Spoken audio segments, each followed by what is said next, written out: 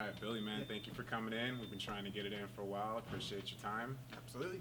How you feeling? Feeling good, feeling good. I've been wanting to check out your work and got a chance to recently and really like what you're doing and really like the flow that you're going on and couldn't be more excited to jump in and to do this. So I appreciate you reaching out to me. Starting off with compliments. That's and all how that. we do it, baby. That's how we do it. Yeah, you've always looked out for me, man, from the get-go, even when we hardly even knew each other, man, right out the gate.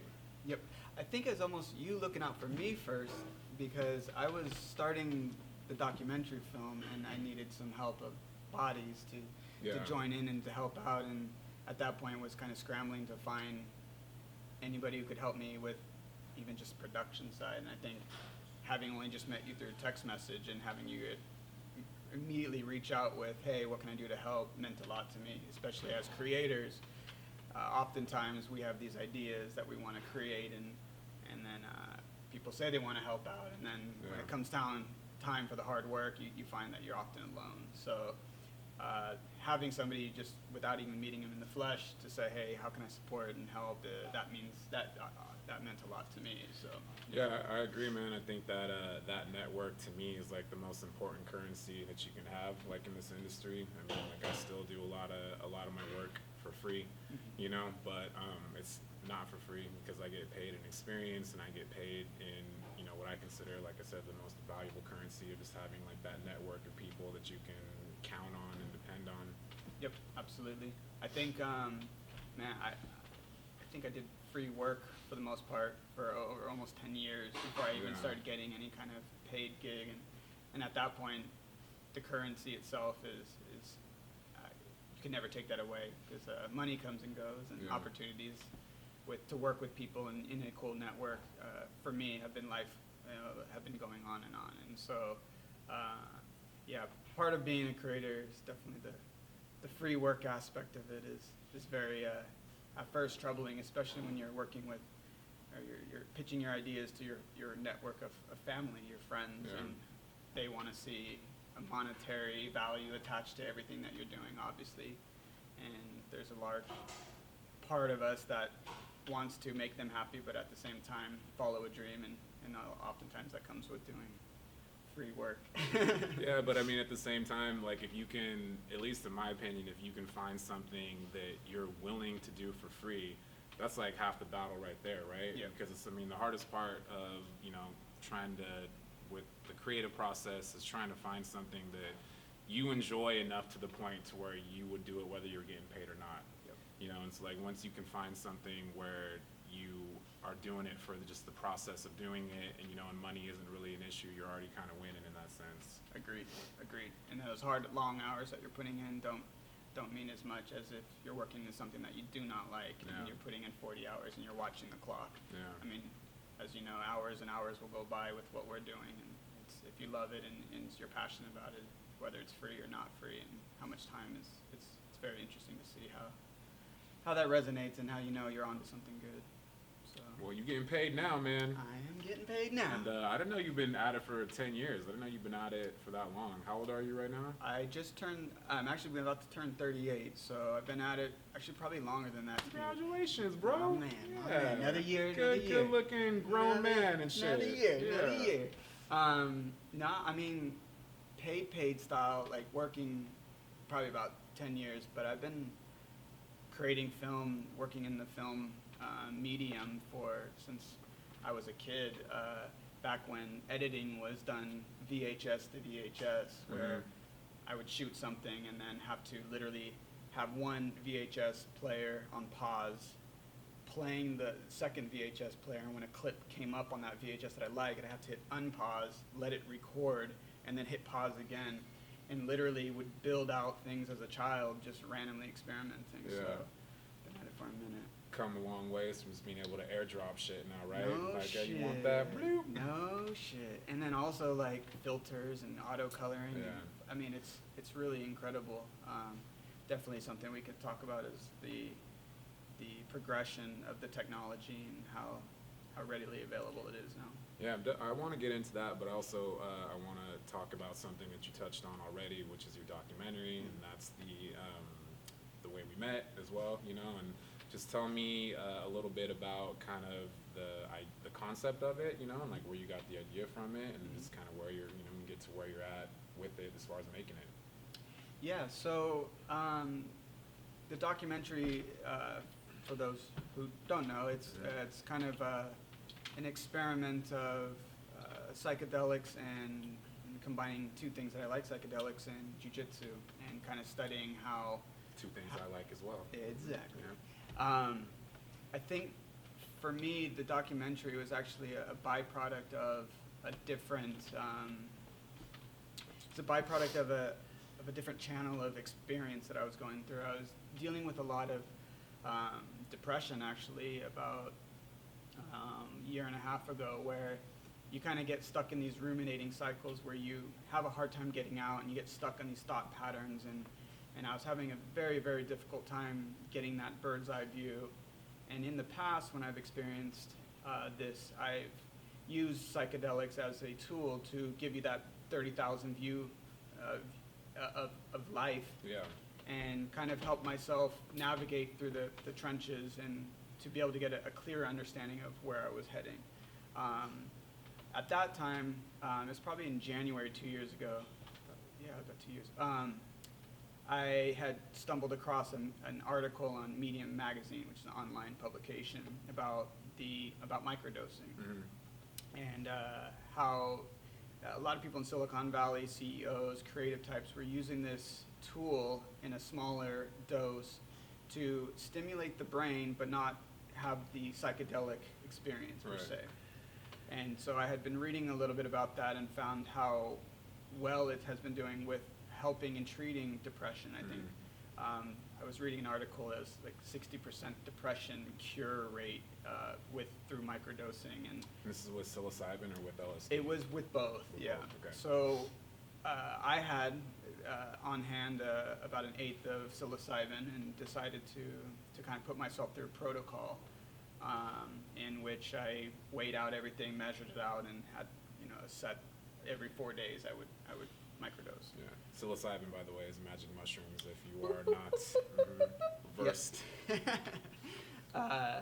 And so I actually drove up to Sacramento with my good friend who had just started his pro MMA fighting career, and I took him up to Team Alpha Male to get some training with Uriah Faber and Cody Garbrandt and the whole crew up there. Yeah. And the first day I was more just kind of not coaching, but kind of just being there as support for my friend. And the next day we went in, they invited us to the professional striking class. And so I felt, hey, why not just microdose before and see what happens? And so I had... How bold of you. Exactly. Yeah. And I was like, if I'm going to be thrown into the lions with these trained killers and me coming in as just, an amateur, not even an amateur, like a beginner, why not, experiment a little bit with it? Fully commit. Fully commit. Just jump in and say, here we are. And what was really interesting about it is about halfway through the warm-ups, I started noticing the perception of things was changing. My audio senses were heightened. I could hear, it was actually Chris Holdsworth who was teaching the class at the time, and I could hear sounds, and I was just perceiving things on a whole new level that to me I had never experienced in the world of combat. And so during our sparring and just different drilling that we were doing with striking, I was noticing I was picking up patterns faster from my opponent. I would see the feints, I would see the movements of how they would move, and it was almost like I was instantly downloading all their information, which then in turn I started noticing that my experiences in striking had all of a sudden, I felt like I was one up on my opponents, where I could read things, counter, move, and pick out, like I said, the pattern recognition. Yeah. So this got me to thinking, holy shit, like, what is going on here that I'm experiencing? That is being changed with taking a small amount of psilocybin mushrooms. Yeah. And so that kind of got me on a train of a thought, and also, again, kind of rooting back was, it also really started helping out with my depression. I started being more mindful and in the moment. And so upon doing my experimenting and my studying of this, what was the effects of it, I realized how amazing it would be to document this and in a combat setting. And so from there, I started combining the two of my own protocol experience with my own combat training. And next thing I know, I had people lining up to start making a film. So it really started organically and kind of just took on a life of its own. And it was just about me cultivating it and getting the proper help and people that wanted to jump in. Yeah, I mean, organically is most good things usually start, right? The things that you're kind of supposed to be doing. How are you measuring your doses? So there's a couple, on maps, there's a couple different protocols that they lay out. Typically it's 1/10 of a normal dose, whether it's LSD or I guess what you'd consider a normal dose of psilocybin would be somewhere. Would be a gram or what? I think it's about 2.5 grams. Oh, I think. okay. And then 5 grams was like the heroic dose, and then you start getting. Yeah. So I was at 0.25. I had measured out, and again, it's hard with psilocybin because all strains are different. Yeah, that's what self-disclosure, I also had a similar experience with microdosing that stemmed from depression as well too. And this was, I don't know, probably like 4 years ago. And I was just going through a real rough time, and it was just, kind of like just in that hole, man, and I was like desperate and looking for anything to kind of like help and get me out. And my friend he makes his own acid, and so he had made some for me, and I was able to, I started microdosing it every day for like 4 months. Oh. I know, and that's I know that sounds like kind of extreme.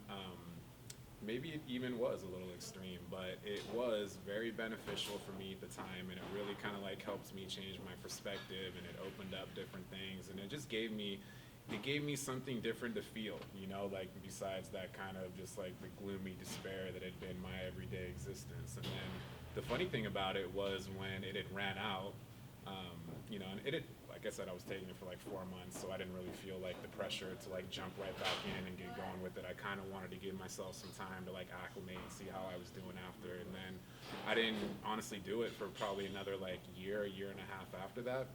And then when I started trying to microdose it again, it didn't have the same effect on me. And when I mean that, like, I mean it in a positive way, even though it wasn't necessarily a positive it was a positive experience, but it wasn't the same. I think that it had like gotten me out to a place to where I needed to be, you know what I'm saying? And then like I didn't need it as a crutch anymore. Yep. And so like instead of it being like something that I would do like on an everyday basis to like help get me through school and like lots of other things. I mean, I wrote my application I wrote my essay to get into grad school, like on acid. And from being able to like do that and like be able to like focus and zone in to like now it almost kind of like it would distract me, like from like the little things that I was trying to do. It felt good, but I was like no longer focusing. It was a trip to feel like I'd kind of like leveled up, and like now it was a different experience for me.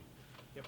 No, I had exactly the same experience where I often heard when I was speaking openly about it how people would say, is that a crutch? Is it a performance-enhancing type thing? Do you become dependent on it? And I definitely noticed after my protocol had ended, which was about 9 months, close to 10 months. I doing it every day? No, I was doing it every 4 days. Okay. But so like every 4 and then take a couple days off? Yep, so 4 days, 4 days off, 4 days, 4 days off, and it was... Oh, you go 4 and 4? Yeah. Okay. Yeah. And so I often kept hearing people saying, are you going to be, if you feel enhanced when it's no longer there, do you feel the same, and do you feel like you need to lean on it? And I definitely, as soon as I stopped my protocol, I got to that point where I was like, I'm cool, like I'm in a place where I'm content and I know how to handle the stresses. And on top of that, how to get out of the gloomy rumination cycle patterns that we get caught into all the time. Right. And I actually did a little bit of research with that through this documentary. I went to Johns Hopkins University in Baltimore and met with a couple of doctors who are experimenting with this, and I had that question of why do you feel like it's a good helper when it comes to getting yourself out of ruminating or depression. Mm-hmm. And what they had noticed with the fMRI scans is that psilocybin and psychedelics in general attack what's called the default mode network. And so the default mode network is our inner monologue that is constantly running, like a motor of a refrigerator. Narrative.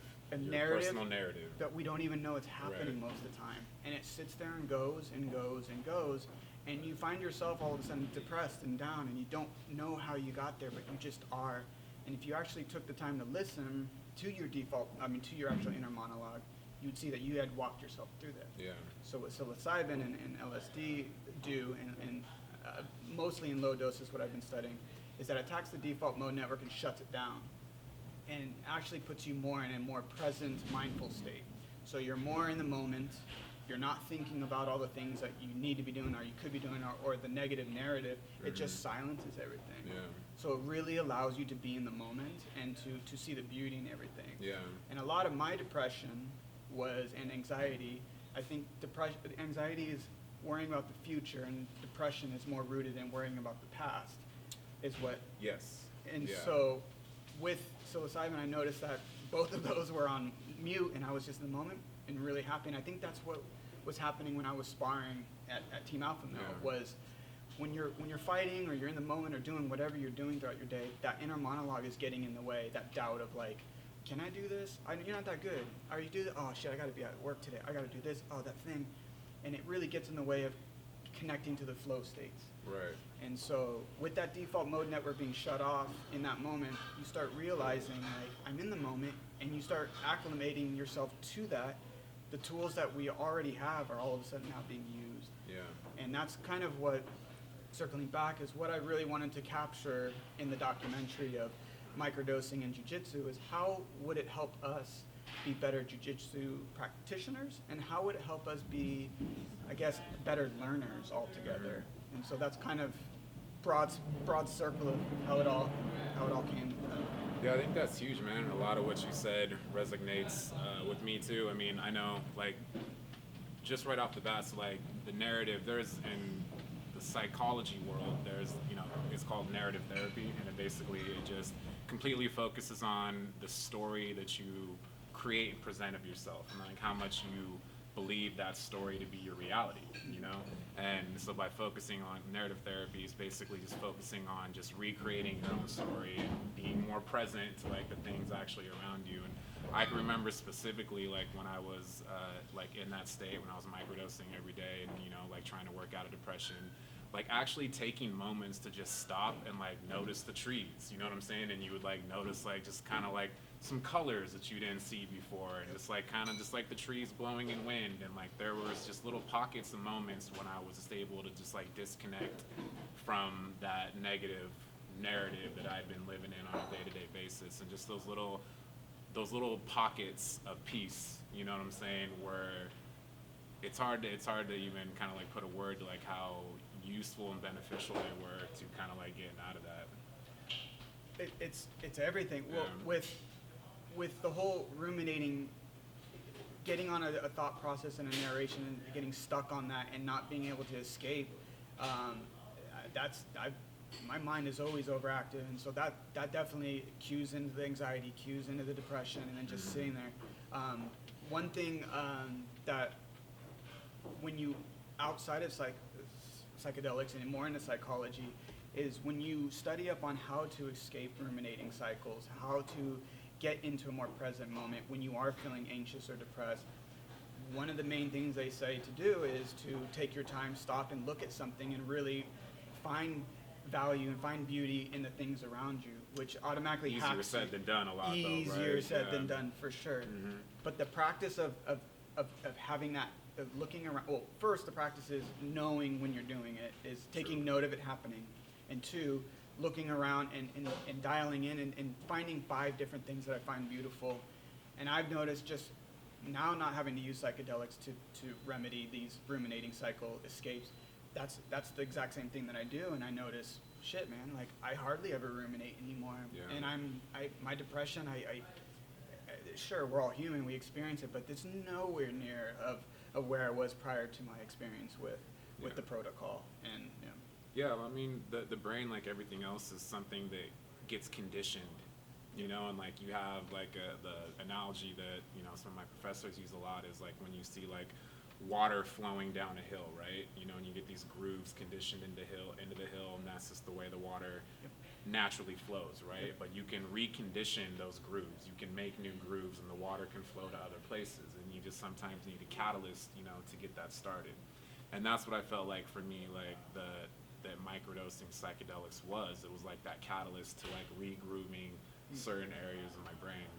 And you know, and I just thought it was just trippy, you know, for lack of a better word, to actually see that those grooves last after you're completely done, you know, like taking psychedelics. Yep. And it's, you know, 2-3 years later now, you know, and I'm still kind of like riding that wave.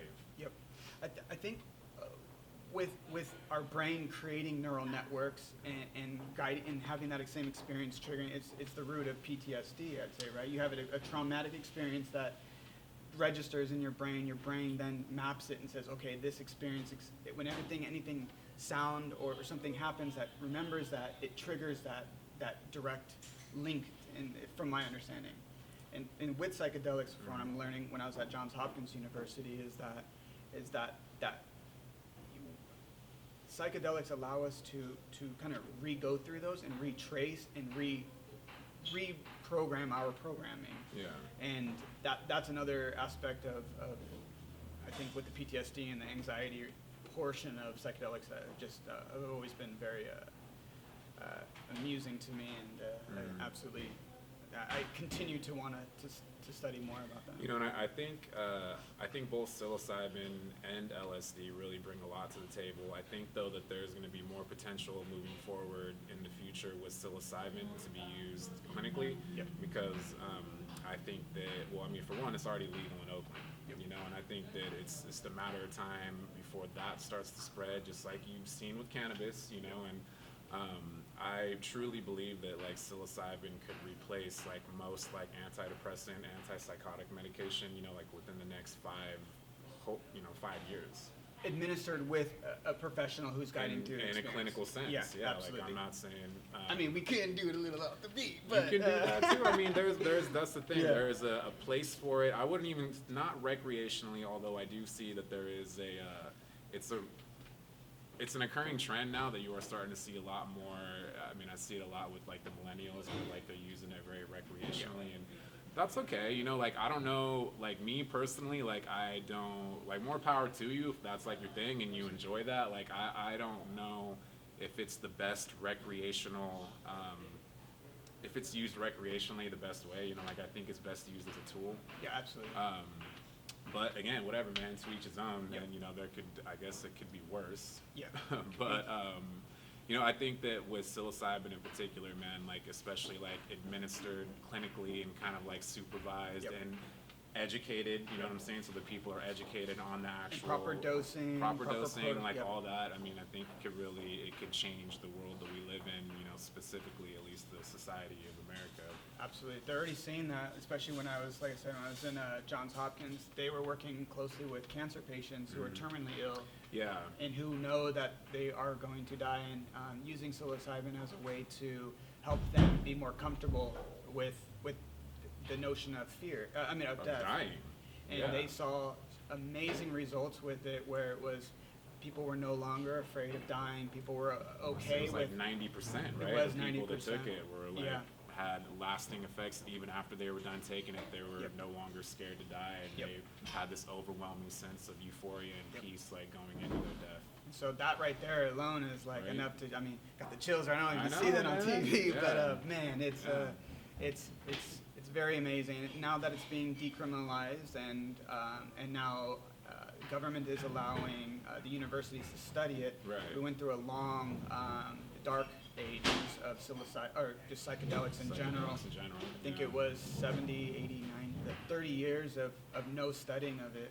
Right. Until recently, in I think 2005-ish, I believe, they started allowing the universities to begin studying it. So now we are really going through a renaissance of the psychedelic. You have Michael Pollan putting out his experiences. You have people coming out and sharing. And I think from a personal, and I'm biased, of course, but seeing the way it helped me and helped people like you and my friends, I'm seeing that if if society as a whole it was more open to it as a therapeutic way, I've only seen the positives of that experience, and of course administered correctly and whatnot. But I would be really interested to take an A/B test of people who you give psilocybin or LSD or MDMA or whatever it is, and the people who don't, and see what, if there was some sort of baseline markers you could do. I mean, it'd be a really interesting experiment. I've had some negative experiences with it, but those negative experiences were only with me trying to microdose and then not exactly getting microdose. Shooting over So the like, moon, yeah. So like, wow, okay, like this is going to be a long night. I wasn't exactly planning on tripping on acid at my family barbecue. Yep. Well, what's funny is talking about negative experiences. One of the negative experiences that I experienced. But which can be, if we're talking about terms of it being regulated, can be completely avoided. Absolutely. To us, place and setting. Setting is ultimately that as well. Yeah, and dosing as well. Mm-hmm. But I think I actually was trying to reach out to people throughout this documentary to find negative experiences of it, and definitely there was the overwhelming sensation of it, which meant you went too high. But for majority of the guys, which was funny in the jiu-jitsu setting, the combat setting, was that psilocybin in a microdose, the negative effect was that they didn't want to kill their partner or choke out their partner. It became more apathetic, sympathetic. Empathetic. Yeah, sympathetic. Not empathy is like more like emotionally. So sympathetic. So sympathetic to, to their own partner, right. and started going, shit, I don't really want to hurt this person. Yeah. I really don't want to choke this person out. And it became that they became more meshed within their partner's experience, and they no longer had the killing aspect. Although I've heard with LSD, on the other hand, it wasn't that same effect on the lower dosage. Yeah. Actually, some UFC fighters that I interviewed for the documentary said that on the microdosing of LSD, it still kept that killer instinct, whereas with the psilocybin, they didn't, which I thought that was pretty interesting. It is I mean, like with the psilocybin, I definitely feel like there is a more connecting aspect to it. Like if you were to take psilocybin and go out to the beach and just like kind of like just watch the waves roll in and stuff like that, I mean, you feel connected, to everything that's going on. And with LSD, it can be a little bit more of a cerebral experience where you're kind of like isolated in your own experience. I mean, it can be connecting too, don't get me wrong, but there is a different vibe to it. And it can be just more less collective than it would be like through psilocybin. Yeah, I did microdosing with LSD. I tried about 3 different sessions, and LSD as in my 20s, I was taking 1 to 2 hits and having amazing experiences, amazing epiphanies. But on a microdose at well into my 30s, I'm not a big fan of LSD anymore. I feel like, for me, it was like... I lean more towards the psilocybin. Yeah, too, I feel like it's a lot more calming. It's a lot more chill. Like, for me, I would say it's like... psilocybin's like a sniper rifle. You're able to, like, concentrate, focus, feel, and hit a target. Whereas I felt like with LSD, it was like handing me an Uzi and telling me to hit a target over there. I'm just spraying, and it was really hard for me to control it and to be, I guess, single-minded focus. And that was I guess it's all preference, obviously, but for me, I think psilocybin has been the go-to when it comes to the microdosing of that. I want to talk a little bit about what you got going on right now as well too with your job at Bellator. Yep. And so I think that's another really cool avenue that's opened up for you and that you've been able to kind of like get your bearings with recently, and just tell me a little bit about what you are doing with Bellator and kind of like the process of that. So I guess it all really quickly to start is I was working a tech job and seeing that my job was being automated more and more by artificial intelligence every year, and I started realizing like I'm not happy in this setting. I don't want to sit in a job anymore. I want to sit at a desk. I don't want to do number crunching and data crunching. And being at my age, when you have a 401k and a healthcare taken care of, you kind of most of the time are told to stay in that avenue. But I was having... Security is sexy for a lot of people. Especially here in Silicon Valley. But I was noticing I was having a lot of existential crises within my experience of there's got to be more. No matter how much I tried to bury it, it just wouldn't go away. Yeah. And so I started getting back into my true passion, which was media, which was creating content, making film. And so I kind of made this big leap in June last year after an ayahuasca experience that helped me say, you know what? Yeah. Fuck it, let's go all in and let's be a media producer and director and start getting into content again. Yeah.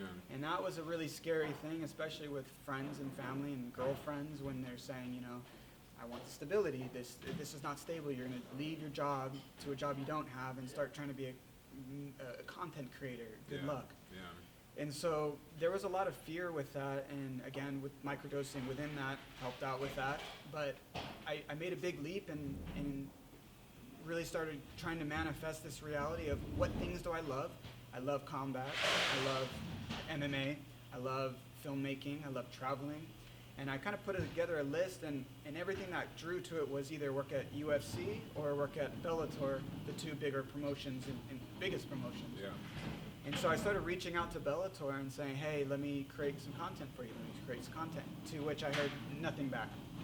And became a little disheartened with it, but kind of just kept the vision and the manifestation so clear that I was like, this is going to happen. I just don't know how or when, but it's going to happen. And I just started making content, finding fighters to work with, and eventually through actually one of the ring girls for Bellator, Mercedes Terrell. Shout out Mercedes. Yeah, Mercedes, what's up, girl? She kind of went out on a limb for me and introduced me to the core, and they liked my work. And flash forward a year later, I've been traveling the world and working with amazing fighters, creating content that I love, and just getting more and more opportunities to help out. And it's just been an amazing experience, but also amazing to see that the power of manifestation is really real. That when you really want something, I'm getting the chills again, when you really want something and you're very passionate about it and you're willing to do the free work and you're willing to do whatever it takes for it, the universe is always listening. And when you sync yourself with it and you just put aside the fear and just put yourself fully into it, again, the chills, is when things start happening. And it's not going to happen like, oh, I'm working for Bellator. It's going to happen in little steps that lead you to that grandiose. It's the process, It's man. the process. You got to be willing to embrace the process and have the patience for it to unfold. Absolutely. And the not fearing, that's the main point. Yeah. Do not fear the process, because it is scary. It's a scary thing. And it should be. That's what makes it worth it. Man. Exactly. Like nothing, no one ever did anything important that was easy. Exactly. So what exactly I know you create content for Bellator. You just, what exactly are you doing? You're following fighters around, right? And you're kind of like helping them in their camps, getting ready for fights and things like that, promotional stuff. Yeah, so it started out with me doing all the in-house videos. So when Michael Chandler's fighting and before he walks out on the stage, when you're in the arena and you're looking up at the Jumbotron, that promo video that plays was what I originally got hired on to do. And through that, they just kept throwing me opportunities. Hey, do you want to fly out to go stay with Adam Borich in Florida and film him and follow his story? And from there, it kind of progressed into now I'm not so much in the field as more as I'm producing and writing. So kind of coming up with treatments and concepts for our camera crew to go out and meet with the fighters. So I'll jump on a phone call. I just had a phone call with Rampage Jackson this week. All right. And I was like, pride, baby, pride. Woo! And it was amazing. I'm sitting here having a conversation with him over the phone and picking his brain and trying to figure out what story he wants to tell. Yeah. And I've noticed in content, in MMA content, it seems to be driven more by the producers as instead of the fighters. Yeah. And so I'm really trying to switch that up right now, where I'm going directly to the fighters and asking, what story do you want to tell? Because media, we just tell you your story. You're going to be Jim. This is the guy you want to fight. He's got what you want. It's the same story. Yeah. And so I've been really trying to change it in the aspect of let's ask them what they want to share. And I've been getting great feedback from even our champions like Julia Budd.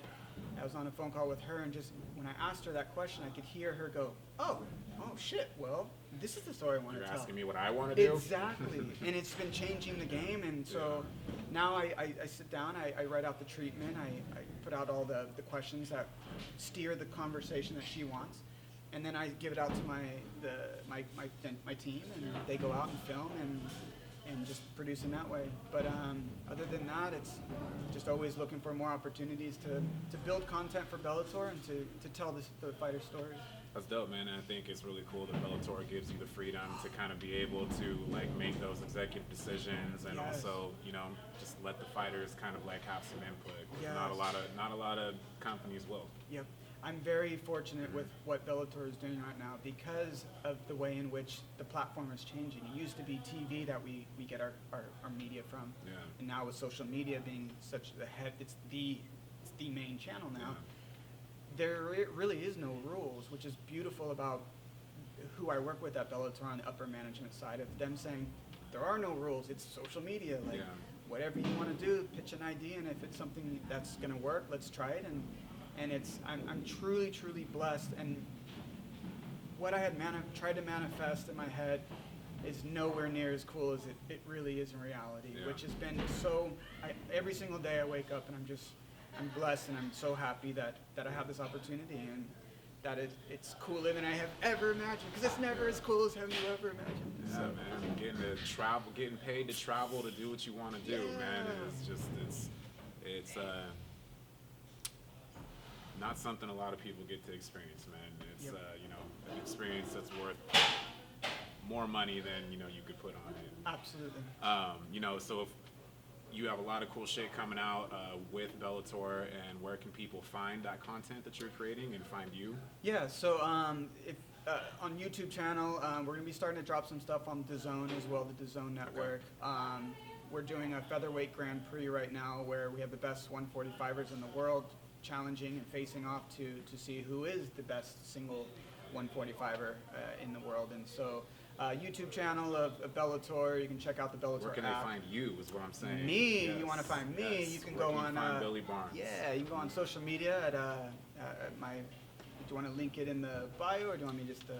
Tell them. Oh yeah, well we can find me at. We'll link it in the bio too, but right. let them hear it. Yeah, so at Bray13, BRAYTHIRTEEN is where you can find me, and always appreciate support from fans and friends, and always looking to share ideas and to collaborate. So if you have some ideas, send them my way. Yeah, and that's where you can find him if you're trying to like follow, if you're interested in MMA and you're trying to follow Bellator and things like that, and a lot of the fighters that he works with personally. And so I know you were also getting close to dropping this documentary too, man. So like, what's the newest with that? Yeah, I had to go through some legal stuff. My plan is to pitch it to a bigger network, like a Vice type platform. So I had to kind of go through some legal, figure out what you can show, what you can't show, and that I had a meeting a couple weeks ago.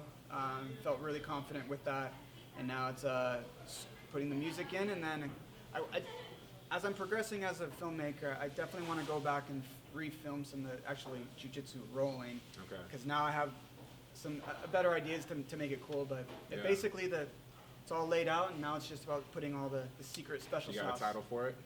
Right now it's just kind of just microdosing jiu-jitsu. Okay. And yeah, find some stuff on YouTube, cut out some trailers if you're interested. We got like Aubrey Marcus in it, Kyle Kingsbury, we have John Fitch, Ian McCall. We have some doctors from Johns Hopkins. We have some heavy hitters in here who are coming out and sharing their stories. Shout out to the On It team. What? Yeah. And that's cool, man. So yeah, if you are interested in the documentary, he'll be able to keep you updated, you know, through his social media and stuff like that. And I know I'm looking forward to it, man. And my man. I appreciate your time, and thank you for coming in. My man. Cool. Thanks, brother. Yeah.